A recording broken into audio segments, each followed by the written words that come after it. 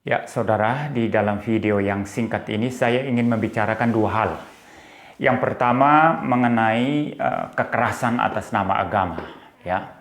Jadi atas nama agama, atas nama membela Tuhannya, atas nama membela nabinya atau kitab sucinya, lalu melakukan kekerasan.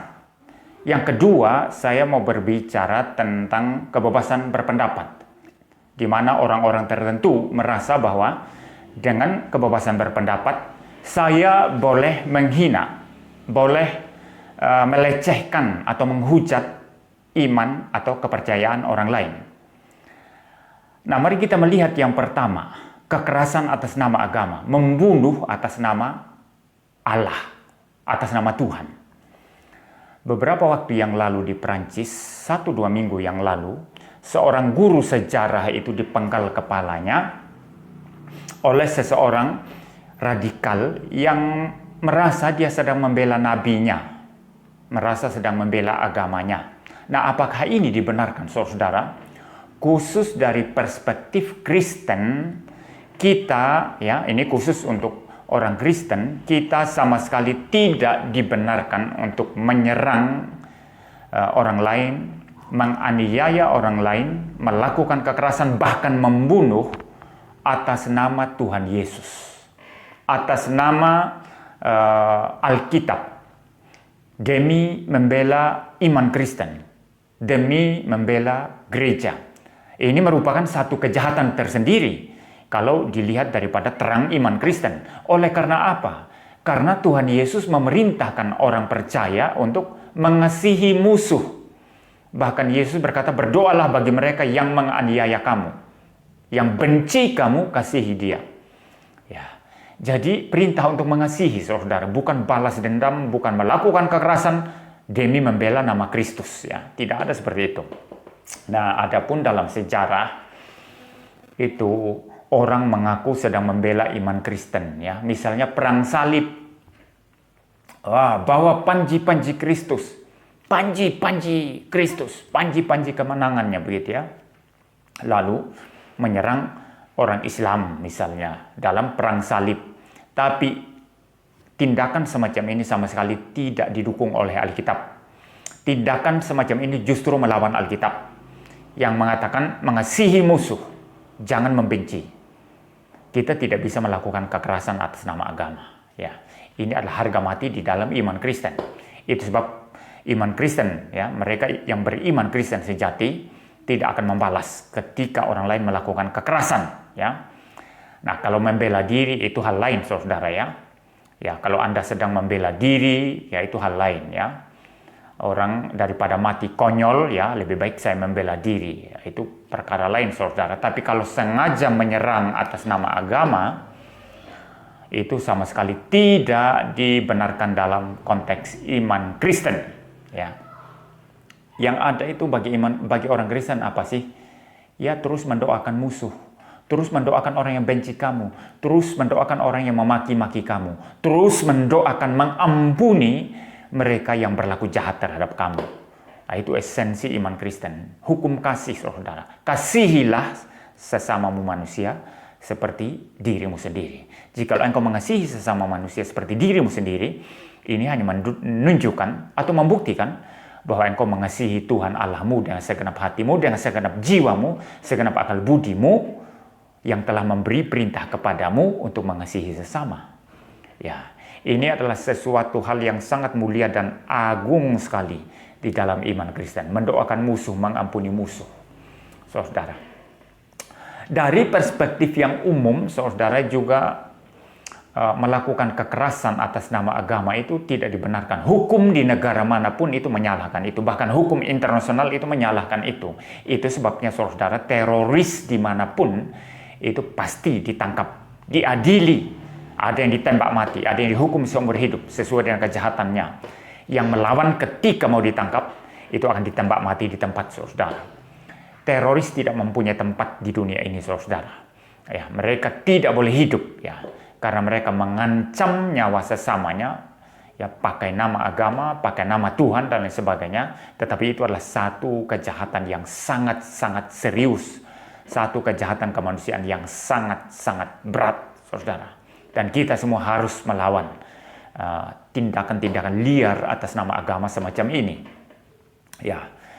Jadi bagi saya kekerasan atas nama agama apapun itu tidak dapat dibenarkan. Ya. Apa yang terjadi di Perancis itu, pemenggalan kepala daripada guru sejarah di Perancis itu tidak dapat dibenarkan. Yang kedua sekarang itu mengenai kebebasan berpendapat. Karena saya bebas berpendapat, demikian kata orang-orang tertentu, maka saya boleh menghina apa saja. Saya boleh mengkritisi dan menghujat. Ya. Kalau sekedar mengkritisi, tidak masalah saudara ya. Tapi kalau menghujat, menghina, melecehkan iman orang lain, kepercayaan orang lain, agama lain, itu sudah lain cerita saudara. Jadi bagi orang-orang ini atas nama kebebasan berpendapat, mereka boleh melecehkan, menghujat, menghina iman apa saja. Saudara, keyakinan apa saja. Apakah ini dibenarkan? Kalau kita melihat dari perspektif iman Kristen, saudara, sekali lagi ini juga tidak dapat dibenarkan. Jikalau engkau mengasihi sesamamu, bagaimana mungkin engkau menghina, melecehkan apa yang dia yakini? Saudara, kalau engkau mencintai sesamamu, maka engkau pasti tidak melakukan itu atas nama kebebasan berpendapat. Nah, kebebasan berpendapat ini apa sih sebetulnya, saudara? Kebebasan berpendapat itu adalah bagaimana saya mengeluarkan pendapat saya dengan cara yang hormat dan bertanggung jawab. Ya, tanpa melecehkan, menghina, menghujat keyakinan yang lain. Nah, ini esensinya kebebasan berpendapat. Tapi kalau masing-masing atas nama kebebasan berpendapat, lalu kemudian bebas menghujat, bebas menghina, bebas memaki-maki, lah orang lain juga atas nama kebebasan berpendapat akan bebas juga menghujat, menghina, memaki, maka manusia di muka bumi ini akan saling berkelahi, saling membunuh satu dengan yang lainnya atas nama kebebasan berpendapat.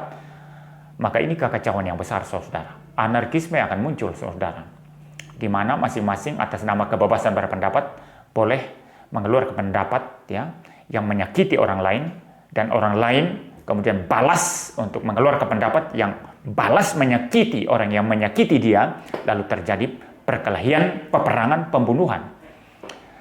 Apakah kebebasan berpendapat yang seperti ini yang kita cari? Iman Kristen sama sekali tidak membenarkan itu. Kenapa ada kebebasan berpendapat? Iman Kristen berkata karena kita diciptakan menurut gambar dan rupa Allah. Dan kita sebagai manusia diberi kebebasan untuk boleh menata hidup kita, boleh berbicara, boleh mengekspresikan hidup kita sebagai satu pribadi. Ya, yang dicipta menurut gambar dan rupa Tuhan Allah. Tetapi bagaimana saya mengungkapkan kebebasan saya, termasuk kebebasan berpendapat, itu juga harus melihat hak-hak asasi manusia yang lain. Hak-hak asasi daripada orang lain. Saya tidak boleh mengeluarkan pendapat yang justru melukai, melecehkan hak-hak asasi orang lain. Ya seperti itu. Maka kebebasan berpendapat ini harus bertanggung jawab, harus dengan santun, harus dengan hormat. Saya sendiri, saudara, tidak pernah melecehkan iman orang lain selama saya berapologetika. Tidak pernah saya merendahkan, kecuali di dalam satu dialog yang ilmiah, di dalam satu diskusi yang ilmiah, lalu kita membahas ya Allahnya orang lain, nabinya orang lain, kitabnya orang lain dengan cara yang ilmiah, ya dengan cara yang akademik, itu lain hal, saudara. Itu lain hal. Tapi kalau sekedar melecehkan, sekedar merendahkan, ya itu adalah sesuatu kejahatan. Ya, itu menurut saya sesuatu kejahatan. Dan sama sekali iman Kristen itu tidak membenarkan hal-hal semacam ini.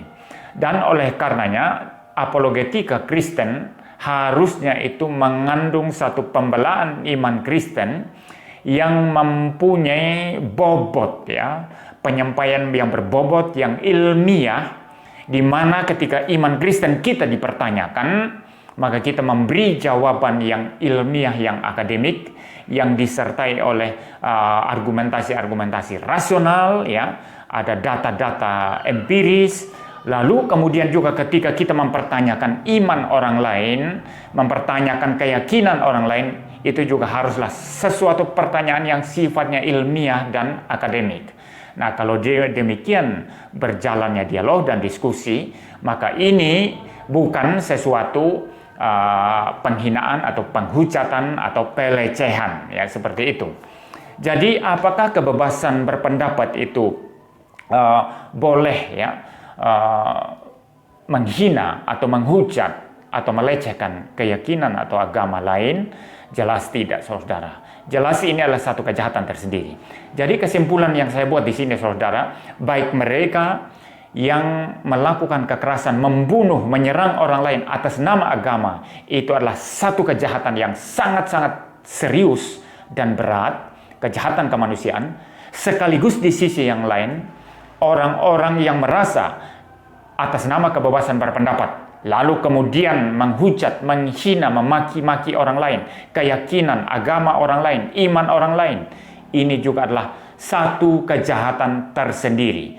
Kita sebagai orang Kristen harus menghindari kedua ekstrim yang jahat ini.